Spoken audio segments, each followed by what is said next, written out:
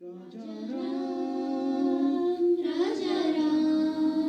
सीताराम सीताराम गुणशील कृपा परमायतनं प्रणमामि निरन्तर श्रीरमणं रघुनन्दनिकन्दय द्वन्द्वघनं महिपाल विलोकय दीनजनं महिपाल विलोकय दीनजनं राजा राम सीताराम सीताराम। बोलिए सियावर रामचंद्र भगवान की जय, पवन सुत हनुमान की जय, हर हर महादेव हर। सभी को फिर से एक बार जय श्री राम। सभी का मंदिर में स्वागत है। जैसा कि महाराज जी ने बताया कि अब कथा को हम आगे ले जाएंगे। ये काकभूषुंडी और गरुड़ जी का संवाद चल रहा है। पिछले कई दिनों से हम ये कथा सुन रहे हैं गरुड़ जी और काकभूषुंडी जी के संवाद की। ये काकभूषुंडी और गरुड़ जी का जो संवाद है, ये बहुत श्रेष्ठ संवादों में जीवन की बहुत छोटी छोटी बातों से लेकर बहुत बड़ी बड़ी बातों का एक सम्मिश्रण है। एक ग्रुप बना के बात कर दी गई है। आरती जब की जाती है, जब आरती जो होती है, वो एक कथा का अंतिम हिस्सा होता है, उसका सार होता है, उसका रस होता है। जब रामायण की आरती करते हैं तब उसमें भी एक लाइन आती है, काकभूषुंडी गरुड़ के ही की। ये कहानी जो है काकभूषुंडी और गरुड़ के दिल से निकली है, उनके हृदय में बसती है वो कहानी है ये।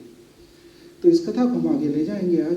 पिछली बार कथा में आप लोगों को अगर ध्यान हो तो पिछली बार कथा में जो काकभूषुंडी जी थे, अपने पहले की बात बता रहे थे कि पिछले जन्म में जब वो अयोध्या में थे और अयोध्या से फिर वो उज्जैन आ गए और उज्जैन में आके वो शिव की भक्ति करने लगे, शिव के साधक हो गए, शिव की उपासना करने लगे। लेकिन हरि से द्रोह बना रहा, हरि की पूजा और हरि से द्रोह बना रहा। तो ऐसे ही एक बार वो मंदिर में बैठे शिव की आराधना कर रहे थे और उनके गुरु का आगमन हुआ और वो गुरु से भी अपने ईर्ष्या करने लगे थे। गुरु आए तो उन्होंने गुरु की तरफ देखा नहीं, गुरु आए तो उनको उठ के प्रणाम नहीं किया। तो इससे भगवान शंकर जो थे वो रुष्ट हो गए। और भगवान शंकर जब रुष्ट हो जाते हैं, वो जितने कल्याणकारी हैं, जैसे ही रुष्ट होते हैं तो वैसे ही प्रलयंकारी भी बन जाते हैं। वो अभयंकर भी हैं और वो प्रलयंकर भी हैं, दोनों रूप उनमें चलते हैं। तो भगवान जब रुष्ट हो गए तो उन्होंने काकभूषुंडी को उस जन्म में श्राप दिया कि तुमने गुरु की अवहेलना की, गुरु का तुमने अनादर किया, इसलिए मैं तुम्हें श्राप देता हूँ कि जैसे तुम गुरु के सम्मान में उठ के खड़े नहीं हो पाए, इसलिए मैं तुम्हें श्राप देता हूँ कि तुम अजगर जैसे, एक पाइथन के जैसे पड़े रहोगे एक दूर पंद्रह में, और वैसे ही तुम्हारा जीवन समाप्त होगा।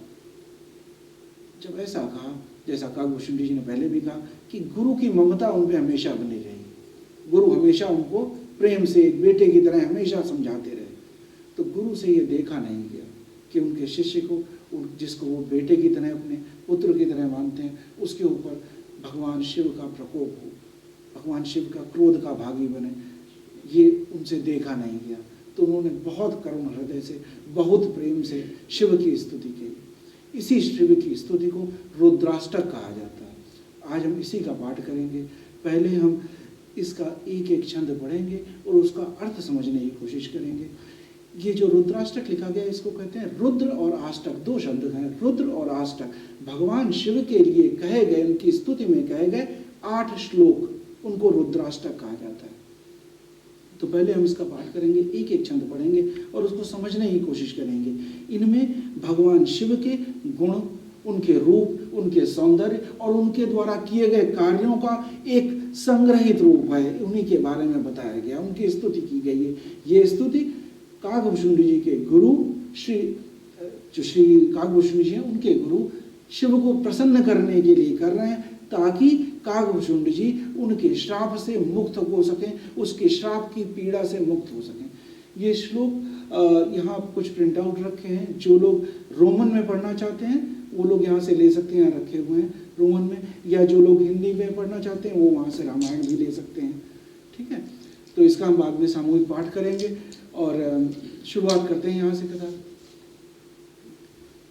नमामि शमीशान निर्वाण रूपम विभुं व्यापकं ब्रह्म वेद स्वरूपम निजं निर्गुणं निर्विकल्पं निरीहं चिदाकाशमाकाश वासं भजेहम्। सब लोग इस तरह से आज बैठे कि सभी लोग शिव की मूर्ति दे सकें, शिवलिंग का दर्शन कर सकें। तब आप कथा और शिव की प्रतिमा दोनों को एक साथ देख सकें तो आनंद आएगा। और जब हम आज इसका पूरा जो पढ़ेंगे पाठ तो हम इसका अर्थ समझें, उसके बाद जब हम गाएं तो अर्थ को ध्यान में रखते हुए गाएं। एक अलग मस्ती आएगी, एक अलग आनंद आएगा। उस आनंद को आप अनुभव करें जब गाएं। जब अंतिम में जब गाएंगे तो आप उसका अर्थ समझते हुए गाएं, उसको एक अलग आनंद आएगा। नमामि शमीशान, नमामि शमीशान, ये 3 शब्द हैं यहाँ पे। नमामि प्रणाम करता हूँ, ईश कहते हैं ईश्वर को।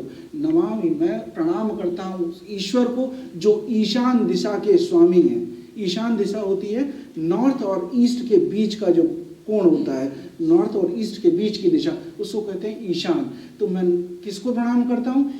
ईशान दिशा के स्वामी, ईशान दिशा के ईश्वर को मैं प्रणाम करता हूँ। नमामि शमीशान निर्वाण रूपम, जिनका रूप मोक्ष प्रदाय करने वाला है या जिनका स्वरूप मोक्ष देने वाला है, ऐसे स्वरूप वाले हे भगवान शंकर जो ईशान दिशा के स्वामी हैं, उनको मैं प्रणाम करता हूँ। तो यहाँ से हमें पता लगता है कि भगवान शिव जो हैं वो ईशान दिशा के स्वामी हैं। ये ईशान दिशा सबसे ऑस्पिशियस मानी जाती है, सबसे प्रणम्य मानी जाती है। 1-2 बार ही इसका जिक्र पूरी रामायण में आता है। एक बार ईशान दिशा का आया है जिसमें तुलसीदास जी कहते हैं वंदं कौशल्या दिशि प्राची, मैं उस कौशल्या को प्रणाम करता हूँ, उस राम की माँ को जिसने राम को जन्म दिया, उस कौशल्या को प्रणाम करता हूँ जो पूर्व की दिशा के समान है। जैसे पूर्व से सुबह जब सूर्य निकलता है, सूर्य के निकलने के साथ ही जीवन में गतिविधियाँ शुरू हो जाती, पक्षी उड़ के चहकने लगते हैं, आप में अच्छे विचार आने लगते हैं, लोग जानते हैं कि भाई स्कूल जाना है उसके लिए कोई तैयार हो रहा, कोई ऑफिस जाने के लिए तैयार हो रहा, दिन में क्या काम करना है उसके लिए तैयार हो रहा है। सूर्योदय होते ही व्यक्ति बदलने लगता है, सृष्टि बदलने लगती है। तो बोले ऐसी सूर्य की दिशा जो ईस्ट की दिशा है, ईशान दिशा ईस्ट की दिशा है, उसको हम प्रे करते हैं। तो उनके जिनको राम ने जिनको जन्म दिया वो उस ईस्ट दिशा की स्वामी ऐसा माना गया। इसी तरह भगवान शिव जो हैं वो ईशान दिशा के स्वामी हैं, नॉर्थ और ईस्ट का जो कॉर्नर है। विभुं व्यापकं ब्रह्म वेद स्वरूपम, विभुं मतलब ईश्वर है, ईश्वर विभुं व्याप्त है वहां पर। व्यापकम आप हर जगह व्याप्त हैं, संपूर्ण सृष्टि ही आपकी कृति है। ब्रह्म आप ही ब्रह्म हैं, चिदानंद ब्रह्म जो हैं आप ही सृष्टि के आदि से हैं। इसीलिए भगवान को आदिदेव कहा जाता है, आदि योगी कहा जाता है। भगवान शंकर को आदि योगी कहा जाता है। इनका जन्म नहीं हुआ, इनकी मृत्यु नहीं होगी, ये जन्म से भी परे हैं, इन जन्म से भी परे हैं। इसीलिए कहा जब सती का जब बात हुई थी, जब पार्वती जी के विवाह की, तो कहा था ऐसे होंगे जिनका न कोई माता है न पिता है। ये परम पिता परमेश्वर हैं, इनका कोई माता पिता नहीं, ये परम पिता परमेश्वर है, ये ही सबसे पहले, इनसे पहले कुछ नहीं। और वेद के स्वरूप हैं, आप ज्ञान के भी आप स्वरूप हैं, आप ब्रह्म हैं, चिदानंद ब्रह्म भी आप ही हैं और वेद के स्वरूप भी आप हैं। ऐसे भगवान शिव जो ब्रह्म का स्वरूप हैं, वेद का स्वरूप हैं, हर जगह व्याप्त हैं और ईशान दिशा के स्वामी हैं, ऐसे भगवान शंकर को मैं प्रणाम करता हूँ, उनको मैं नमस्कार करता हूँ। निजम निर्गुणम, निजम का मतलब क्या है? निजम क्या होता है? निजम मतलब होता है अपना सेल्फ, आइगन, अपना स्वयं। निजम मतलब वो अपने ही स्वरूप में स्थित हैं, अपने ओन में ही स्थित हैं, वो अपने आप में पूर्ण है, अपूर्ण नहीं है, वो अपने आप में ही पूर्ण है। अपने आप में पूर्णता का क्या है? जैसे हमने पिछली बार कथा में कहा गया कि प्रकृति और पुरुष का ये मिलन है, शायद सिर्फ भगवान शिव हैं जिनको अर्धनारीश्वर के रूप में पूजा जाता है, जिसमें पुरुष भी है और स्त्री भी है। वो अपने आप में पूर्ण है। ऐसे पूर्ण रूप भगवान जो अपने आप में ही स्थित हैं, समाधिस्थ हैं। उन्हें बाहर की माया से वो प्रेरित नहीं होते, उस माया से उन पर प्रभाव नहीं पड़ता है। इसलिए उनको कहा गया निजम, जो अपने में ही आश्रित हैं, अपने में ही अंदर फोकस्ड हैं, अपने में ही समाधिस्थ हैं। निजम निर्गुणम, गुणों से भी परे हैं। जो गुण हैं उनसे सबसे परे हैं। इनको गुणों में बांधा नहीं जा सकता है, उनको गुणों में बांधा नहीं जा सकता, या उनमें कोई दोष ही नहीं है, दोष कहा नहीं जा सकता। निर्विकल्पम, निर्विकल्पम का मतलब एक अर्थ होता है जिसका कोई विकल्प नहीं हो, ऑप्शनल नहीं हो। इनका अगर ये नहीं तो कोई नहीं है, इनका कोई सब्स्टिट्यूट नहीं हो सकता है, इनको किसी से रिप्लेस नहीं किया जा सकता।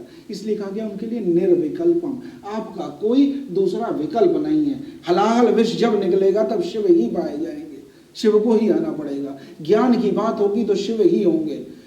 तुलसीदास जी रामायण लिखते हैं तो सबसे पहले शिव की आराधना करते हैं, और शिव जैसा वक्ता कोई दूसरा नहीं है। वो ज्ञान के स्वरूप हैं, वो वेद के स्वरूप हैं, वो वाणी के भी स्वामी हैं। चिदाकाश माकाश वासम भजे। हाँ, एक शब्द रह गया इसमें, निरीहम। निरीह शब्द, ये शब्द बड़ा विचित्र सा शब्द है। कई बार हम इसको बड़ा ही निरीह है बेचारा ऐसा कह देते हैं। निरीह और बेचारा दोनों एक साथ आने वाले शब्द नहीं है, ये बहुत गलत चीज है। लेकिन हमारी आम बोलचाल में हम कह देते हैं बड़ा निरीह है बेचारा। वो निरीह होता है जो इच्छा से रहित है, जिसमें अंदर किसी को कष्ट देने की, किसी को नुकसान पहुंचाने की भावना खत्म हो गई हो, वो व्यक्ति निरीह है। वो बेचारा नहीं है, उसके अंदर ये इच्छा ही नहीं है कि वो किसी का नुकसान पहुंचाना चाहे। ये ऐसी स्थिति है कि एक आदमी था, उसने कहा कि मुझे कोई कुश्ती में हरा नहीं सकता, रेसलिंग में रेसलिंग होगी तो मुझे कोई हरा नहीं सकता। देखने से तो तुम बहुत सूखे साके लगते हो, ऐसे कैसे? बोले मैं पहले ही हार जाता हूँ, मैं पहले ही हारा हुआ हूँ, मुझे कोई कैसे हराएगा? वो मुझे उठा के पटकेगा, इससे पहले मैं खुद ही गिर जाता हूँ। तो मेरे में इच्छा ही नहीं है किसी को दूसरा पटकने की। जब मेरे में जीत की इच्छा नहीं है तो मुझे हरा कौन देगा?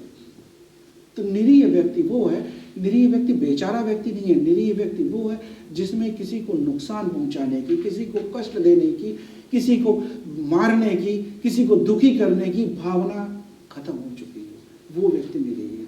तो ऐसे भगवान निरीह हैं जिनका हाथ आशीर्वाद के लिए उठेगा, मारने के लिए नहीं उठेगा। ऐसे हैं भगवान शिव। तो इनके लिए कहा गया कि निर्गुणम है, निर्विकल्प है, आपका कोई विकल्प नहीं है और आप निरीह हैं। आप एकदम इच्छा रहित है, आपकी कोई अपनी इच्छा नहीं। जो आपकी वही इच्छा है जो आपके भक्त आपसे मांग दे। उनके पास रावण भी जाता है तो रावण को भी आशीर्वाद देते हैं, और राम भी जब रामेश्वरम की स्थापना करके विजय का आशीर्वाद मांगते हैं तो राम को भी उतनी श्रद्धा से आशीर्वाद देते हैं। व्यक्ति को देख कर नहीं होता है। भगवान पशुपतिनाथ हैं, भूतनाथ हैं, जिनका कोई नहीं है उनका भी है। अनाथों के भी साथ हैं और सनाथों के भी हैं, ये सबके हैं भगवान।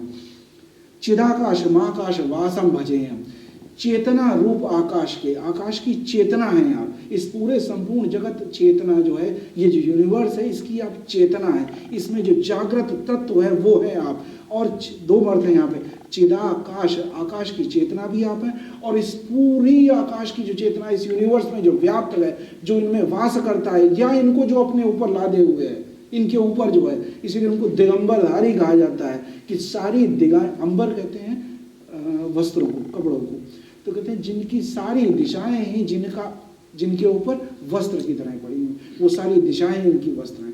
तो ऐसे भगवान जो चिदाकाश, जो आकाश की चेतना है और पूर्ण आकाश में व्याप्त है, ऐसे भगवान शिव को भजे हम, मैं उनका भजन करता हूँ।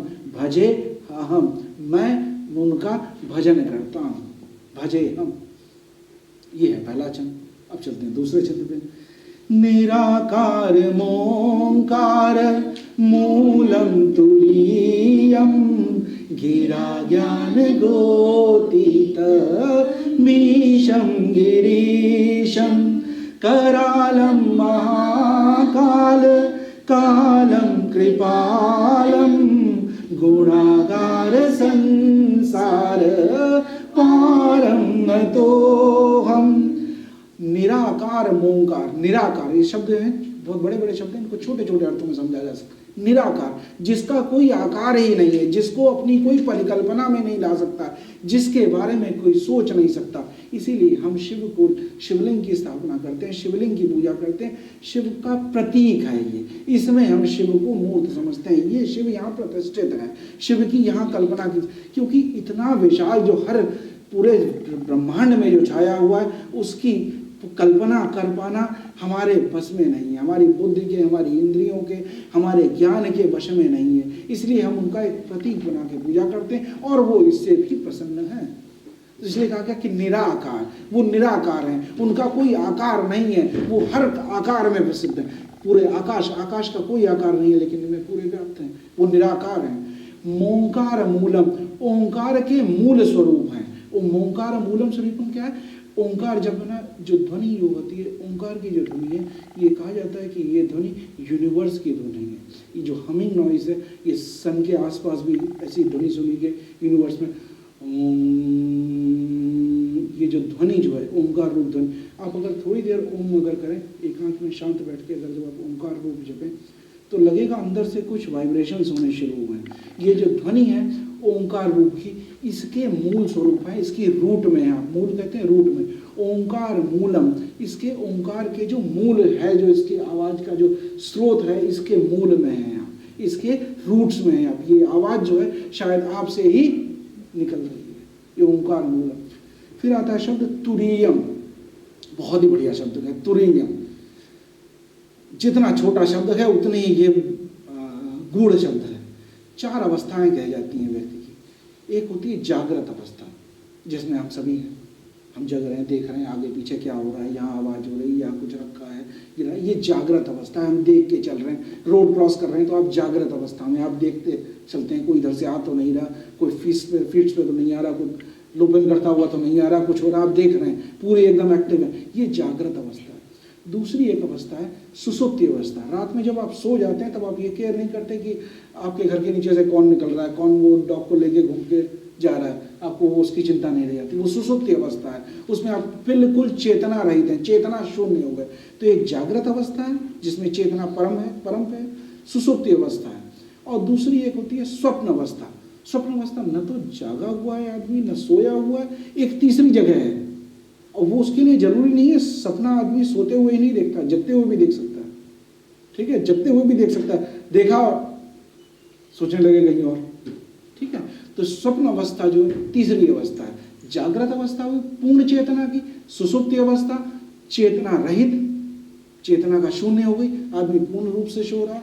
और तीसरी अवस्था है स्वप्निल अवस्था। इन तीनों से परे एक और अवस्था है जिसको तुरीय कहा जाता है। न तो आदमी उसमें जागृत है, लेकिन वो ऐसा जागृत नहीं है कि आसपास की हरकतों पे उसकी नजर है, ऐसा भी नहीं जागृत है। न वो सो रहा है, चेतना शून्य भी नहीं है। आप शिव की आंखें देखिए वहां पर, न ये पूरी खुली हुई है, न ये बंद है, न ये खुली है, न ये बंद है। इनको पूर्ण रूप से खुला भी नहीं कहा जा सकता, इनको बंद भी नहीं कहा जा सकता। ये ऐसे हैं आंखें जो अपने में अंदर झांक रहे हैं, इसीलिए इनका स्वरूप निज स्वरूप कहा गया। न ये जागृत में है, न ये सुसुप्ति में। ये जागृत है, चेतना है इनमें, लेकिन चेतना बाह्य जगत को देखने में नहीं, अंतर मन को झांकने में है। ये तुरीय अवस्था है। ये समाधि की एक पूर्ण चरम अवस्था होती है, जिसमें आदमी सांसें आ रही हैं, लेकिन सांसों के ऊपर भी बहुत धीमी गति से उतनी ही सांस आ रही है जितना जीवन को चलाने के लिए जरूरी है। सांस कम भी नहीं हो रही, बहुत ज़्यादा सांस कम हो जाएगी तो आदमी फड़फड़ाने लगेगा, ऐसा भी नहीं होगा।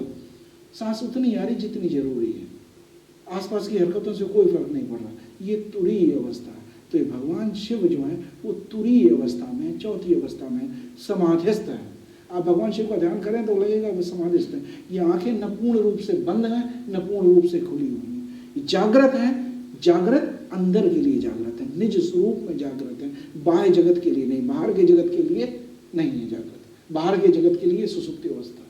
ये ऐसी अवस्था है, इसको तुरीय अवस्था कहते हैं। गिरा ज्ञान गोतीत मीशम गिरीशम, गिरा शब्द है। गिरा कहते हैं वाणी को, वाणी जो बोला जाता है, वाणी गिरा। ज्ञान, ज्ञान तो हम जानते हैं, ज्ञान जो आप बोलते हैं, जानते हैं, समझते हैं, जो आपकी समझ है, अक्ल है, ये सब ज्ञान है। गो कहते हैं, गाय को भी कहा जाता है गो, गाय के अलावा गो कहा जाता है इंद्रियों को भी, गोतीत, इंद्रियों के पार। तो हे भगवान शिव, जो वाणी से, ज्ञान से और इंद्रियों की अनुभूति तीनों से परे हैं। ज्ञान, या तो आप इनको ज्ञान से भी आप पूर्ण रूप से नहीं बता सकते, हे शिव मैं तुम्हें अपने ज्ञान से नहीं बता सकता, हे शिव मैं तुम्हें अपनी वाणी से भी नहीं गा सकता, हे शिव मैं तुम्हें अपनी इंद्रियों से महसूस भी नहीं कर सकता। मैं जो थोड़ा बहुत जानता भी है वो शायद मैं आज कोशिश कर रहा हूँ आप सबको बताने के लिए, लेकिन मेरे पास वो शब्द नहीं है, वो भाव नहीं है, वो इमोशन शायद ना आ पाए। मैं कितना भी जोर लगा पाऊंगा, मेरी इंद्रियां, मेरा ज्ञान, मेरा चेतना, मैं संपूर्ण जोर लगा के भी शायद वो न कह पाऊँ जो मेरे अंदर इस वक्त हृदय में मेरे जो विचार उठ रहे हैं वो शायद पूर्ण रूप से प्रदर्शित न कर पाऊँ। उसका कारण है क्योंकि हे शिव मैं तुम्हें न तो वाणी से, न ज्ञान से, न अपनी इंद्रियों से न महसूस कर सकता हूँ पूर्ण रूप से, न अपने अंदर के भावों को आप किसी और के समक्ष व्यक्त कर सकता हूँ पूर्ण रूप से। तो इसलिए कहा गया गिरा ज्ञान गोती तमीशम गिरीशम। आप इन गिरा वाणी से, ज्ञान से और इंद्रियों के अनुभव से परे है। गिरीशम, गिरी और ईश, गिरी के स्वामी। आप हिमालय पे बसने वाले कैलाशवासी, आप हिमालय पति हैं, गिरिपति हैं, गिरिराज सब आप ही हैं। हे गिरीशम, मैं गिरी हिमालय पे रहने वाले हे भगवान शंकर मैं आपको प्रणाम करता हूँ। करालम महाकाल। करालम, करालम कैसे कहते हैं? करालम मतलब विकराल रूप है जिनका, जटाएं भूली हुई। आप तांडव रूप में कभी अगर आपने किसी टीवी सीरियल में या कहीं देखा हो तो एकदम भयंकर रूप में, आप विकराल रूप है आपका। जटाएं हमारी तरफ न देखना, फिर इस बार वहां देखना आप, ठीक है? जटाएं घूम रही हैं, इधर उधर लटे घूम रही हैं, छिटकी हुई हैं, सांप लगे हुए हैं, लेकिन आप विकराल रूप हैं, लेकिन उतने ही कल्याण स्वरूप हैं। आपके प्रति जो भक्त है आपका, उसके प्रति आप दयालु स्वरूप हैं। करालम महाकाल। काल, महाकाल किसे कहते हैं? मृत्यु को। आप मृत्यु के भी काल हैं, इसीलिए भगवान का दूसरा नाम मृत्युंजय भी है, महाकाल है। हम जब मृत्युंजय मंत्र का जाप करते हैं, महामृत्युंजय मंत्र का जाप करते हैं, ये जीवन और मृत्यु से उत्पन्न होने वाले सब भयों से मुक्त करने वाला है, उसको महामृत्युंजय मंत्र कहा जाता है। तो हे भगवान, आप जो महाकाल, एक भारत में उज्जैन नगर में, एक सेंट्रल इंडिया में एक जगह है उज्जैन शहर, जहाँ ये गए थे काकभूषण जी, जहाँ गए थे, ये नगर आज भी है उज्जैनी नगरी। यहाँ महाकाल का मंदिर है, महाकाल की यहाँ आराधना होती है, भगवान के महाकाल स्वरूप में पूजा होती है। तो यहाँ सुबह 4 बजे, हर दिन सुबह 4 बजे भस्म आरती होती है। 3:30 बजे एक नई बॉडी का जले हुए अवशेष आ जाते हैं भस्म आरती के लिए, भस्म से श्रृंगार होता है। भगवान को भूतादिनाथ कहा जाता है, भगवान को महाकाल। तो बोले आप काल के भी काल हैं, काल भी आपके सामने कुछ नहीं है, आप वो हैं जिनका जन्म ही नहीं हुआ। मृत्यु उसी की हो सकती है जिसका जन्म हुआ हो, इनका तो जन्म ही नहीं हुआ, ये थे, हैं और रहेंगे, ठीक है? तो ऐसे महाकाल को आपको प्रणाम करता हूँ। एक कथा याद आ गई यहाँ पे इसकी। एक ऋषि हुए, उनका नाम था मार्कंड ऋषि। ऋषि और ऋषि पत्नी बहुत साधनारत रहते थे, शिव के भक्त थे। उनके कोई संतान नहीं थी, तो बहुत दुखी थे इस बात से कि संतान नहीं है, कोई संतान। उन्होंने बड़ी साधना की, भगवान की, शिव की साधना की। तो शिव प्रसन्न हुए। शिव ने कहा क्या चाहते हो? तो उन्होंने बोला भगवान हम एक पुत्र चाहते हैं, आपकी कृपा से हमें मिल जाए। तो उन्होंने कहा कि विधि का विधान कुछ ऐसा है कि मैं पलट नहीं सकता हूँ, तुम्हें पुत्र तुम्हारे पास, पर तुम इतनी साधना की, मैं तुम्हें 2 ऑप्शन दे सकता हूँ। क्या ऑप्शन है? बोले या तो तुम जान लो कि मैं तुम्हें बहुत बुद्धिमान पुत्र दे सकता हूँ जो बहुत ज्ञानी होगा, जीवन के हर रहस्य को समझेगा, लेकिन उसकी आयु बहुत छोटी होगी, वो जल्दी ही खत्म हो जाएगा, उसकी आयु बहुत छोटी होगी, एज बहुत कम होगी। या मैं तुम्हें एक दे सकता हूँ जिसकी बहुत बड़ी आयु होगी, बहुत लंबा जिएगा, लेकिन दिमाग में कुछ खास नहीं होगा, ऐसे में जिएगा बस। मार्कंड ऋषि ने सोचा कि जो व्यक्ति जीवन का सार पा जाएगा, ऐसी आत्मा का आना ज़्यादा श्रेष्ठ है, वो मुझे भी कुछ पार लगाए। तो उन्होंने कहा ऐसा भगवान, उम्र जो है, उम्र सिर्फ एक पैमाना है कि उम्र को आप नाप सकते हैं। उम्र में अगर इस व्यक्ति ने ईश्वर को पा लिया तो मैं समझूंगा कि ये धन्य है इसका जीवन। तो मुझे ऐसा ही पुत्र दे दीजिए जो साधनारत हो, जो ईश्वर परत हो, ज्ञानवान हो। ऐसा पुत्र अल्पायु का भी मुझे स्वीकार है। तो उन्होंने एक पुत्र दे दिया। वही ऋषि बाद में मार्कंडेय ऋषि हुए। तो मार्कंडेय ऋषि की बचपन की बात है, वो शिव की आराधना में व्यस्त रहते थे। तो उनके पिता ने कहा कि तुम्हें शिव से हमने वरदान स्वरूप में पाया है, तो तुम शिव की आराधना करो, वही तुम्हारा कल्याण करेंगे। तो कहते हैं उनके मृत्यु का समय जब आया, बालक मार्कंडेय का जब कुछ बताया गया था कि उनको 14 साल की उम्र ही रहेगी उनकी, 14 साल की उम्र में वो कंप्लीट साधना में थे, समाधि में थे, और उस वक्त यमराज उनको लेने पहुंच गए। जब लेने पहुंचे तो लिया, तो भगवान शिव प्रकट हो गए, बोले जो हमारी साधना में जो समाधिस्थ है हमारे ध्यान में, उसको तुम कैसे ले जा सकते हो। तो इसलिए उनको कहा गया कि आप काल विजयी नहीं है, जो भगवान शिव की साधना में रत है उसको काल भी कुछ नहीं बिगाड़ सकता। इसीलिए उन्हें महामृत्युंजय कहा जाता है, मृत्युंजय कहा जाता है, काल। तो इसलिए कहा गया कि आप विकराल रूप है आपका, महाकाल कालम, आप महाकाल के भी काल हैं, आप ऐसे हैं आप, लेकिन आप कृपालु भी हैं, उतनी ही आप में दया दृष्टि भी है। आप जब कृपा करने पे आते हैं, जो आपके ऊपर जिसने आपकी भक्ति सच्चे हृदय से, सच्चे भाव से की, सच्चे प्रेम से की, आपने उस पर अपनी कृपा दृष्टि करने में, उस पर कृपा करने में कभी कोई 2 बार सोचा नहीं। आप इतने कृपालु हैं। गुणागार गुणागार 2 शब्द, गुण और आगार। आगार कहते हैं संग्रह, जहाँ पे होते हैं, जैसे भारत में कई जगह आगार बस स्टैंड को भी कहा जाता है, बस स्टैंड को भी कहा जाता है, जहाँ बहुत सारी बसेस इकट्ठा हो जाती हैं आके, उसको आगार बोलते हैं। तो गुणागार या आलय घर, तो आलय घर तो एक छोटा शब्द है कि घर भर में, आगार मतलब जितना बड़ा क्षेत्र है ये सब गुण आप, तो बोले आप गुणागार हैं, गुणों के स्वामी हैं, सारे गुण ही आप में आश्रित हैं, सारे गुणों का धाम है आप, गुण आप में ही पाते हैं, गुण आपसे ही निकलते हैं, गुण के आप धाम हैं, ऐसे इसलिए कहा गया उन्हें गुणागार। संसार पारम न तो, संसार से आप परे हैं, इस संसार इस भौतिक जगत में रहते हुए भी आपको काशीपति भी कहा जाता है, हिमराज कैलाशपति भी कहा जाता है, आप यहाँ रहते भी हैं, लेकिन आप चिदानंद ब्रह्म स्वरूप पूरे जगत में व्याप्त हैं। हम आपकी इस स्वरूप में, जटाजूट रूप में भी पूजा कर सकते हैं, हम आपकी शिवलिंग रूप में भी पूजा कर सकते हैं, हम आपको पूरी तरह से बता भी नहीं सकते। ऐसे भगवान शिव जो इस संसार से परे हैं, इस संसार की क्षमता से, इस संसार की कैपेसिटी में बता पाना उन्हें असंभव है, ऐसे भगवान शिव न तो मैं तुम्हें नमस्कार करता हूँ, नतमस्तक होता हूँ तुम्हें। आगे कहते हैं तुषाराद्रि करालम महाकाल कालम कृपालम गुणागार संसार पारम न तो हम, मतलब ऐसे गुणों के सागर हे भगवान शिव मैं तुम्हें प्रणाम करता हूँ। तुषाराद्रि संकाश गौरम गंभीरम मनोभूति कोटे प्रभाश्री शरीरम स्फुरन्मौलिकल्लो लिली चारु गंगा लसद्बालबालेन्दु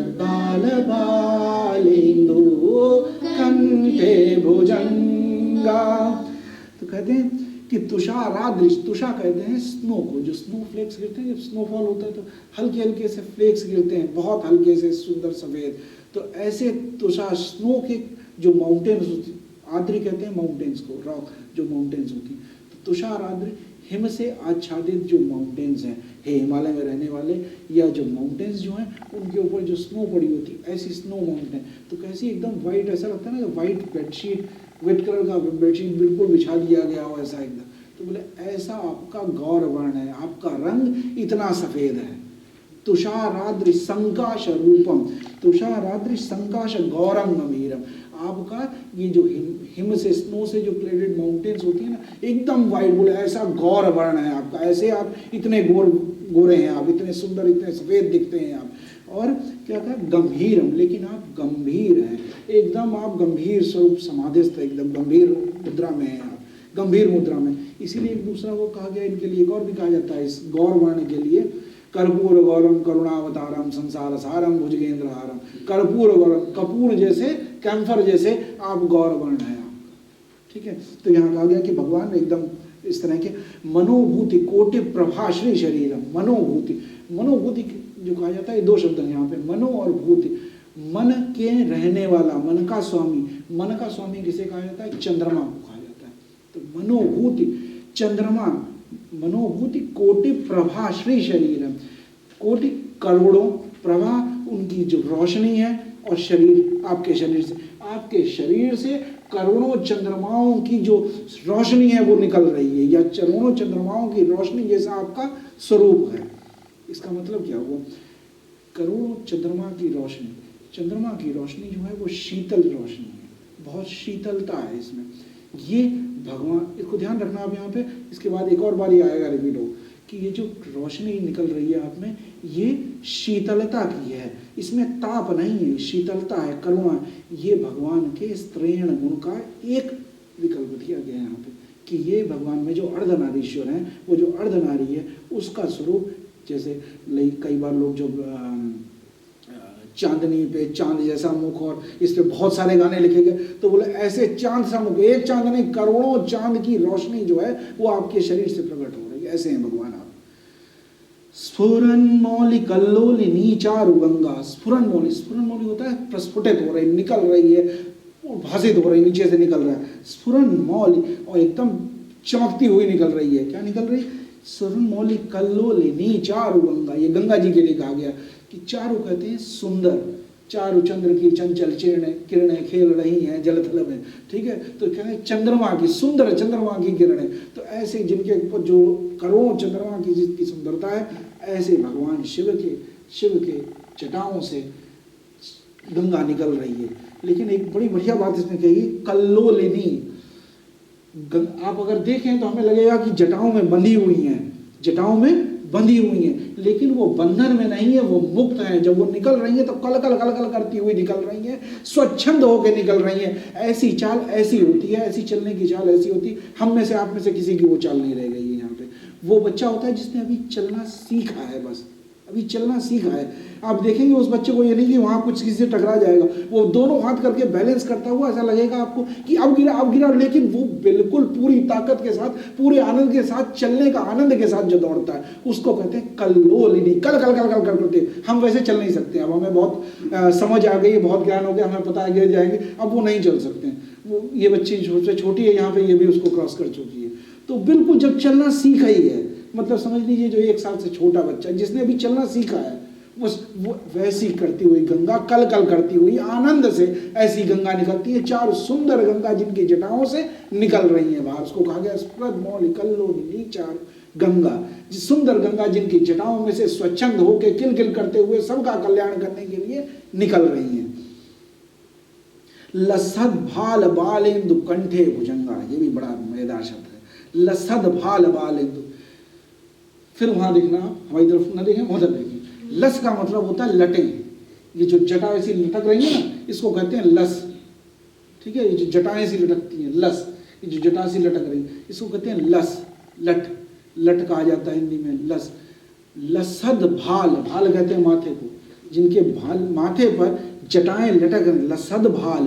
और उसपे देखिए कितने लसद भाल बालेंदु, कई शब्द हैं इसमें। लस लटा हो गई, भाल माथा हो गया, और बालेंदु, बाल और इंदु, बाल है बालक और इंदु है चंद्रमा, जिनके ऊपर शिशु रूप में चंद्रमा। शिशु रूप का चंद्रमा कैसे? ये चंद्रमा पूर्ण नहीं है। ये चंद्रमा पूर्ण कब होता है? जब होती है पूर्णिमा। ये बस अभी बस पैदा हुआ है। ये दूज का चांद है, सेकंड डे, द्वितीया जो होती है, प्रथमा के बाद, अमावस्या के बाद दूसरे दिन का चांद है, बच्चा चांद, शिशु चांद, किंडर आपका जो है, ये किंडर मून है। ये बस निकला सा है, जिनकी माथे पर लटाएं लटक रही हैं, जटाएं लटक रही हैं, और उस पे छोटा सा चांद सुशोभित हो रहा है। ये छोटे चांद की बड़ी मजेदार कथा है। राजा दक्ष की 27 पुत्रियां थीं, राजा दक्ष की, तो उन्होंने 27 पुत्रियों का विवाह चंद्रमा से कर दिया। तो ये जो 27 नक्षत्र गए जाते हैं, ये वही 27 कन्याएं हैं। तो चंद्रमा जो थे, रेणुका को बहुत चाहते थे। रेणुका उनकी जो 27 कन्याओं में से एक थी, उसको बहुत चाहते थे। तो बाकी जो पुत्रियां थीं वो दक्ष के पास गई, बाकी 26 जो 26 रह गई वो दक्ष के पास गई। बोले आपने हमारी शादी चंद्रमा के साथ कर दी है, ये सिर्फ रेणुका को चाहते हैं, हमें उतना चाहते नहीं है, हमसे कुछ पूछते नहीं है, इनकी जब। तो दक्ष को बड़ा दुख हुआ कि इन्होंने ऐसा किया इनके साथ बड़ा। तो दक्ष ने चंद्रमा को श्राप दे दिया था कि तुम्हें अपनी सुंदरता पे बहुत घमंड है, जाओ मैं तुम्हें श्राप देता हूँ, तुम्हारा शरीर का नाश हो जाएगा। इसको बोलते हैं, कहा जाता है क्षय रोग या tuberculosis, not tuberculosis, leprosy. Leprosy कहा जाता है, जिसमें शरीर गलने लगता है। तो ऐसा चंद्रमा को श्राप दे दिया कि तुम्हें अपनी सुंदरता पे बहुत घमंड है, तुम्हारा ये शरीर का ही नाश हो जाएगा। तो चंद्रमा का ह्रास होने लगा, वहाँ से चंद्रमा सुंदरता कम होने लगी। तो जो दुखी हो जाता है, जो आदमी सबसे दुखी हो जाएगा, भगवान की शरण में, भोलेनाथ की शरण में पहुँचे। भोलेनाथ की उन्होंने तपस्या की। जब भोलेनाथ की उन्होंने तपस्या की, बहुत कठिन तपस्या की, तो उन्होंने भगवान प्रसन्न हुए। और जिस जगह पर उन्होंने तपस्या की थी वो जगह भारत के पश्चिम प्रांत में आती है, गुजरात में। उस जगह को कहते हैं सोमनाथ। सोम भी चंद्रमा का नाम है। सोमनाथ, चंद्र के स्वामी, चंद्र के नाथ, इसीलिए उस जगह का नाम पड़ा सोमनाथ। एक बड़ी अच्छा श्लोक आता है उसमें, सौराष्ट्र देशे वसुधावकाशे ज्योतिर्मयं चंद्र कलावतंसं भक्ति प्रदाना यकृतावतारम तम सोमनाथम शरणम प्रपद्ये। जिसने चंद्रमा के दुखों का हरण किया, ऐसे भगवान शिव मैं आपकी आराधना करता हूँ, आपकी शरण में आता हूँ। तो वो जो भगवान शिव की उन्होंने आराधना की, तो शिव ने प्रसन्न होकर कहा क्या चाहते हो? बोले तो हमारा शरीर गला जा रहा है, कुछ तो करो। बोले अब तुम्हें श्राप तो दे दिया, लेकिन मैं तुम्हें ये वरदान देता हूँ कि तुम्हारा 15 दिन में तुम्हारा जो नाश होगा, 15 दिन में तुम उतना ही बढ़ जाओगे। इसीलिए अमावस्या आती है, फिर अमावस्या के बाद बढ़ना शुरू हो जाता है, फिर बढ़ने शुरू होने के बाद फिर घटना शुरू। बोले ये साइकिल बना रहेगा। तो चंद्रमा ने कहा मेरे को तो लोग वैसे हमेशा पूजा करते थे, अभी जब मैं ऐसा कटा फटाऊंगा तो कौन मुझे पूछेगा। भगवान शंकर ने कहा कि तुम दुखी मत हो, इसके लिए भी तुम दुखी मत हो। मैं तुम्हारे उसी स्वरूप का, उसी बाल स्वरूप का, जिसमें तुम्हें लगता है कि तुम सुंदर नहीं हो, क्योंकि सुंदरता पूर्णिमा की गई जाती है, पूर्णिमा की सुंदरता। बोले ऐसे रूप में भी मैं तुम्हें अपने सिर पे धारण करता हूँ। इसके लिए तुलसीदास जी ने एक बहुत बढ़िया श्लोक शुरुआत में लिखा है, वंदे बोधमयं नित्यं गुरुं शंकर रूपिणो यमाश्रितो हि वक्रोयपि चंद्रः सर्वत्र वंद्यते। मैं उन शिव को प्रणाम करता हूँ जो वाणी के ज्ञान के अधिष्ठाता हैं, जिनके माथे पर आधा चंद्र, कटा हुआ चंद्र, टेढ़ा चंद्र वो रख गया तो वो भी जगत पूज्य हो गया। मतलब ऐसे महान है जिनके ऊपर कटा हुआ, खंडित, नुकीला, टेढ़ा, अगर इस चंद्रमा को, सिर्फ आप चंद्रमा को देखें तो लगेगा टेढ़ा है, पूरा नहीं है, कटा हुआ है, चुभने वाला है, ऐसा कई तरह की परिकल्पना हो सकती। बोले लेकिन जब शिव की ललाट पे, वो शिव की जटाओं के ऊपर जब वो शोभायमान हो जाता है तो वो भी जगत वंद्य हो जाता है, जगत पूज्य हो जाता है। इसको कहा गया कि लसद्बाद बालेंदु कंठे। अब यहीं तक लसद्बाद बालेंदु, ये इसका अर्थ हुआ यहाँ पे। ये शब्द का अर्थ है कि शब्द जो चंद्रमा, कटा हुआ बाल रूप का चंद्र है, आपके जटाओं पे शोभायमान है और ये भी पूज्यमान हो गया, ये आपके आशीर्वाद से ही पूज्यमान हो गया। इसका जो श्राप था उसका खत्म हो गया। फिर कहा जाता है कि कंठे भुजंगा, कंठ में भुजंग है आपके, कंठ में ये भुजंग कौन सा है? कंठ में भुजंग जो आप देख रहे हैं ये कौन सा है? ये वासुकी नाग है, शेषनाग के छोटे भाई हैं मान लिया जाए। शेषनाग पे भगवान विष्णु लेटे हुए हैं और ये वासुकी नाग है। वासुकी नाग की भी बड़ी महिमा है। वासुकी नाग जो थे, इन्हीं का प्रयोग किया गया था समुद्र मंथन में, जो मथानी बना के इनको उठा गया था। ठीक है, तो इन्होंने इतना बड़ा त्याग किया गया था। बड़ा मुश्किल होगा अगर आपको भी 2 लोग पकड़ के खींचें और सोचो पूरे देवता और पूरे असुर एक तरफ रगड़ के पहाड़ में बांध के और खूब रगड़े गए हो, तो बेचारे को बहुत रगड़ाई हुई इनकी। तो उन्होंने कहा भगवान हमें बहुत कष्ट हुआ, आप हम पे कुछ कृपा कीजिए। तो उन्होंने कहा तुमने जो किया है वो इतना महान कार्य है कि तुम्हारी जो जगत बंद होने चाहिए तुम्हें। तो उन्होंने अपने गले में धारण कर दिया। ऐसे कहा गया कंठे भुजंगा, कंठ में इन्होंने भुजंग धारण कर रखा है, वासुकी नाग। लेकिन इसको थोड़ा सा साइंटिफिकली सोचें, भगवान नीलकंठ भी है, वो जो जहर पिया था वो कहाँ रह गया? गले में रह गया, गले में रह गया। आज भी एक संस्कृत में कहावत कही जाती है, विष विषस्य औषधिम, विष ही विष की औषधि है। और आज भी सर्प के जहर का, जो सांप का जहर होता है, उसका इलाज करने के लिए वेनम को ही यूज किया जाता है। वेनम से ही वेनम, तो आपके जो गले में है ये वासुकी नाग उसका क्योर कर रहे हैं एक तरीके से, उसी के चारों तरफ बिंदे हुए हैं। चल कुंडलम भ्रूसुनेत्रम विशालम प्रसन्नाननं नीलकंठं दयालम मृगाधीश चर्मांबरं मुंडमालं प्रियं शंकरं सर्वनाथं भजामि। चलत कुंडलम, कुंडल कैसे? चलते हुए। आपको ध्यान होगा कैसे चलते कैसे हैं वो, तो वो चलने वाले कुंडल हैं। जो हिलते रहते हैं, चलते रहते हैं, ऐसे वाले कुंडल हैं उनके वो। तो वो कुंडल लगे हुए हैं इनके, चलत कुंडलम भ्रू सुनेत्रम, भ्रू कहते हैं ये भ्रुकुटियाँ। बोले ये सुंदर बड़ी विशाल भुएं हैं आपकी और बड़े विशाल नयन हैं आपके। चलत कुंडलम भ्रू सुनेत्रम विशालम प्रसन्नाननम नीलकंठम दयालम। प्रसन्नाननम, ये दो शब्द हैं यहाँ पे, प्रसन्न और आनंद। आनंद कहते हैं चेहरे को, जैसे दशानन कहा जाता है, गजानन कहा जाता है, ऐसे प्रसन्नानंद, ऐसे व्यक्ति जो प्रसन्नता ही जिनका मुख है, जिनके मुख पे प्रसन्नता ही बनी रहती है, ऐसे प्रसन्नाननम। आप प्रसन्नानंद भगवान हैं।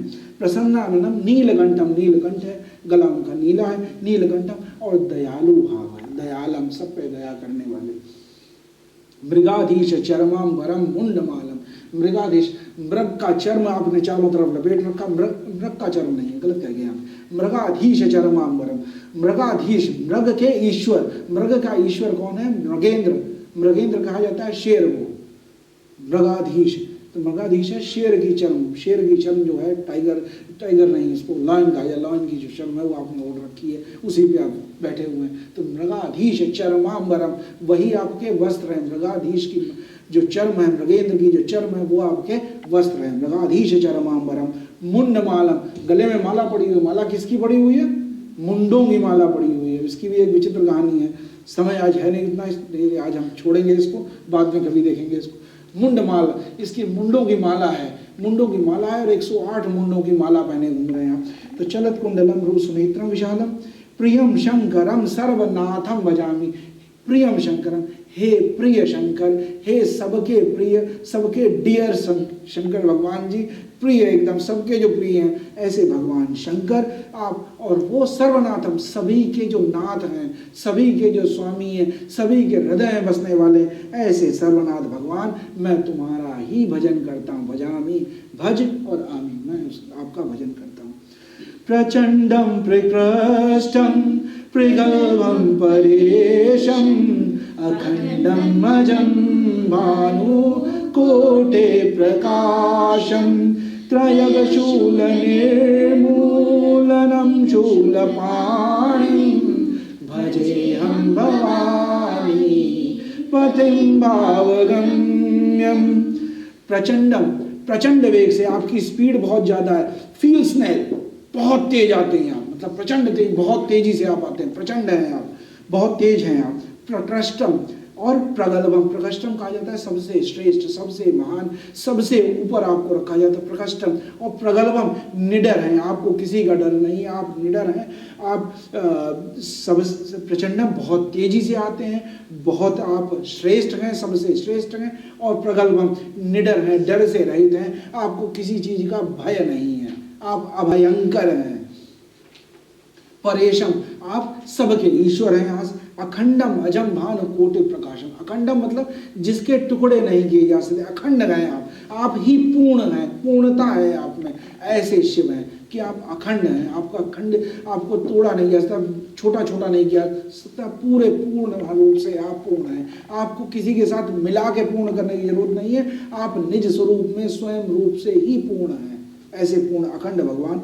अजम, अजम कहा जाता है, ब्रह्मा को भी कहा जाता है अजम, जो अजन्मा है, जिसका जन्म न हुआ हो, ऐसे आप अजन्मा भी हैं। और भानु कोटि प्रकाशम, करोड़ों सूर्य की रोशनी से प्रतिभासित हैं आप। अब देखिए फिर ये बात आ गई, वहां पे मनोभूति कोटि था, यहाँ पे आ जाए भानु कोटि, भानु कहते हैं सूर्य को, करोड़ों सूर्य की रोशनी से आच्छादित है। देखिए ये दोनों चीजें, सूर्य और चंद्रमा की रोशनी में बहुत बड़ा फर्क है, एक शीतलता प्रदान करता है, एक ताप प्रदान करता है, एक तेज है और दूसरा शीतल मंद है। तो दोनों की रोशनी आप में समाहित है, क्योंकि भगवान अर्धनारीश्वर हैं। जो चंद्र की रोशनी जो आ रही है वो स्त्री गुण को परिभाषित करती है, और जो भानु की रोशनी, सूर्य की रोशनी है, वो उनके पुरुष शरीर को परिभाषित करती है। तो भगवान में सूर्य और चंद्र दोनों का ही मिश्रण है कहा गया, क्योंकि भगवान अर्धनारीश्वर है। त्रयः शूल निर्मूलनिम शूलपाणि, त्रयः शूल, तीन शूल, शूल कहते हैं पेन को, दर्द को, पेन जो होता है उसको कहते हैं दर्द को, उसको कहते हैं शूल। तो त्रयः शूल, तीन शूल है। तो एक तो अर्थ है कि तीन शूल भगवान ने त्रिशूल ले रखा, त्रयः शूल, तीन शूल है। इनका अर्थ क्या है? शरीर में जब कोई भी बीमारी होती है तो उसको कहते हैं वात, पित्त और कफ, इनका डिसबैलेंस हो जाता है, इनमें कुछ गड़बड़ हो जाए, इनका प्रोपोर्शन सही नहीं रहेगा तो आप में शरीर का रुग्ण आएगा। तो इन सब के आप स्वामी हैं, तीनों गुणों के स्वामी हैं, इनका बैलेंस रखते हैं, इनसे स्वास्थ्य आपका सही रख। और त्रिगुण, ये दूसरे 3 गुण हैं, रजोगुण, तमोगुण और सतगुण। इन तीनों का मिश्रण जब गड़बड़ होता है तब आदमी की खोपड़ी में गड़बड़ होती है, वात पित्त और कफ से शरीर में, और रज तम और सतगुण का मिसमैच होने से खोपड़ी में गड़बड़ होती है। तो बोले आप तीनों को कंट्रोल करने वाले हैं, आप तीनों के स्वामी हैं। ये तीनों गुण, या आप ये कह सकते हैं ये तीनों गुण से आप परे हैं, लेकिन जो मनुष्यों में ये जो गुण, जो इनका बैलेंस है, उसके आप स्वामी हैं, उनका हरण करने वाले, उनके डिसबैलेंस से होने वाले जो कष्ट हैं, पेन है, उनसे होने वाले जो शूल हैं, उनका आप हरण करने वाले हैं। त्रयशूल निर्मूलनम, और हरण करने वाले नहीं है, निर्मूलनम मतलब रूट से हटा देने वाले, निर्मूल कर देने वाले, रूट से खत्म कर देने वाले, जड़ से खत्म कर देने वाले हैं। शूल पाणी, और हाथ में शूल लिए हुए, पाणी कहते हैं हाथ, हाथ में शूल लिए हुए है भगवान शंकर। भजे हम भवानी पतिम भावगम्यम, ऐसे भगवान शिव जो भवानी के पति भी हैं, हे भवानी के पति, मैं आपको फिर से प्रणाम करता हूँ। और भावगम्य, जो भावना से, जो इमोशन से, जो प्रेम से, जो भक्ति से पाए जा सकते हैं, इनको भावगम्य कहा जाता है। जो भक्ति से पाए जा सकते हैं, जो प्रेम से पाए जा सकते हैं, ऐसे भगवान शिव मैं आपको प्रणाम करता हूँ। कलातीत कल्याण कल्पांतकारी, सदा सज्जनानंद दाता पुरारी, चिदानंद संदोह मोहापहारी, प्रसीद प्रसीद प्रभो मन्मथारी। कलातीत हैं आप, काल से अतीत हैं, काल के भी परे हैं, कल्याण करने वाले हैं, कल्पांतकारी, इस कल्प का, इस जो सतयुग त्रेता द्वापर कलयुग है, इन सब का अंत करने वाले, युग के अंत करने वाले जो हैं, प्रलय करने वाले हैं, प्रलयंकारी भी हैं, उनका अंत करने वाले हैं, और सज्जन को आनंद देने वाले हैं, और त्रिपुर का नाश करने वाले, ऐसे भगवान शिव मैं आपको प्रणाम करता हूँ। चिदानंद संदोग मोहापहारी, आप चिद आनंद, सच्चिदानंद, चिर आनंद, जो खत्म न होने वाला वो आनंद, वो आनंद है आप। और संदोह, संदोह कहते हैं मन के दुख, मन के दुख को और मोह को हरण करने वाले, ऐसे भगवान शिव। प्रसीद प्रसीद प्रभो मन्मथारी, ऐसे भगवान शिव मेरे मन के अंदर की दुविधा का मंथन कर दो और मुझ पे प्रसन्न हो, ऐसे भगवान शिव की प्रार्थना कीजिए। मेरे मन में जो भी दुविधा हो उस सब का नाश करो, और हे भगवान शिव प्रसन्न होइए आप। न यावतुमानाथ पादारविंदम, भजन्ते लोके परेवानराणाम, न तावत् सुखं शांति संतापनाशं, प्रसीद प्रभो सर्वभूतादिवासं।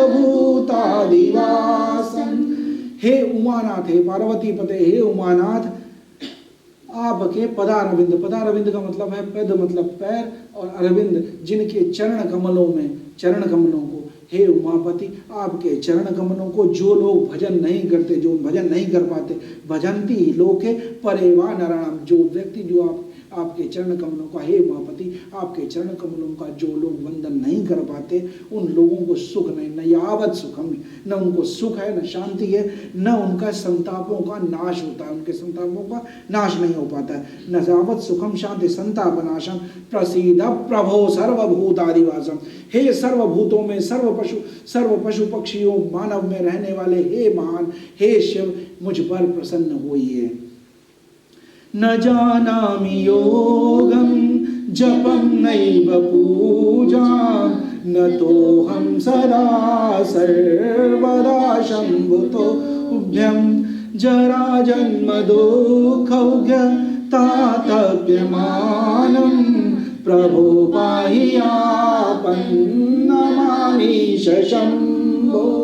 न मैं जप जानता हूँ, न जानामि योगम, न मैं योग जानता हूँ, न मैं योग साधना जानता हूँ, न मैं जपने की विधि जानता हूँ, न मैं भजन करने की विधि जानता हूँ, न मैं पूजा करना जानता हूँ, न तो हम सदा सर्वदा शंभुतुभ्यम, लेकिन फिर भी न तो हम, न तो मैं, नमस्कार करता हूँ। न तो हम सदा सर्वदा, हमेशा और हर बार और हमेशा, सदा सर्वदा शंभु तुभ्यम, हे शंभु, हे भगवान शंकर, मैं तुम्हें सदा हमेशा हर बार फिर से प्रणाम करता हूँ। मैं कुछ नहीं जानता हूँ, न योग जानता हूँ, न जप जानता हूँ, न भजना जानता हूँ, बस प्रेम पूर्वक मैं तुम्हें नमस्कार करता हूँ। जरा जन्म दुख तातपे मानव, ये जो जीने का और मरने का, जन्म और मरण का जो दुख है, इस जन्म और मरण के दुख के ताप से, तातप्य मानव, इसका जो ताप है, जन्म लेने का और मरने का जो ये जो ताप है, संताप है, इस दुख से मुझे मुक्त करो भगवान। प्रभो पाह्यापन नमामीश शंभो, हे प्रभु, हे शिव शंकर भगवान, हे भोलेनाथ, मुझ पे कृपा करो और हे शंभो मुझ पे प्रसन्न हो, मुझे जीवन के दुखों से मुक्ति दो। ये जीना और मरने का जो दुख है, ये व्यक्ति मरते वक्त दुख है उसको कि ये नहीं कर पाया, ऐसा नहीं कर पाया, ये नहीं हो पाया, तो वो मरने का दुख है। लेकिन जन्म का दुख इससे कहीं कम नहीं है। जन्म का दुख बहुत ज़्यादा दुख है। इसके लिए शंकराचार्य कहते हैं पुनरपि जन्मम पुनरपि मरणम पुनरपि जननी जठरे शयनम। फिर उल्टे उल्टे टंगे हुए माँ के गर्भ में कौन सी गति है ये? बहुत कष्ट है। बच्चा कह नहीं पाता है, मरने वाला व्यक्ति कम से कम कह सकता है, बच्चा कह नहीं सकता। तो ये भगवान शिव से प्रार्थना कर रहे हैं, हे भगवान, इस जीने से और मरने से मुझे मुक्त करो। आप तो निर्वाण रूप हैं, मोक्ष स्वरूप हैं, मुझे मुक्ति दो यहाँ से। क्योंकि उन्होंने शिष्य को श्राप दिया है, इसलिए उन्होंने बात कही। आगे कहते हैं रुद्राष्टकमिदं प्रोक्तं विप्रेण हरतोषये, ये पठन्ति नरा भक्त्या तेषां शंभु प्रसीदति। इस रुद्राष्टकमिदं प्रोक्तम, जो व्यक्ति इस रुद्राष्टक का पाठ करेगा प्रेम से, जो इसका पाठ करेगा, विप्र ने, इस जो गुरु जी थे उन्होंने बहुत प्रेम से इस रुद्राष्टक का पाठ किया। हर दोष है, हर को संतुष्ट किया, प्रसन्न किया, आनंदित किया, हर प्रकार को प्रसन्न किया। हर यहाँ पे शिव जी के लिए कहा गया हर। ये पठन्ति नरा भक्त्या, जो भी व्यक्ति इसको प्रेम पूर्वक इसका पाठ करेगा वो तेषां शंभु प्रसिद्धि, उन पे शंभु की, भगवान की कृपा बनी रहेगी। ऐसी कामना के साथ आज कथा को ही विराम देते हैं। आज कथा में थोड़ा विलंब हो गया, लेकिन शिव की स्तुति है। मैंने बहुत कंट्रोल किया, मैंने बहुत अपने भाव विचारों पे कंट्रोल रखा है, लेकिन फिर भी मेरे से समय पकड़ में नहीं आ पाया। इसके लिए मैं सभी से क्षमा चाहता हूँ। आप लोगों ने मेरी कथा को इतने ध्यान से, इतने प्रेम से सुना, इसके लिए बहुत बहुत अनुग्रहित हूँ।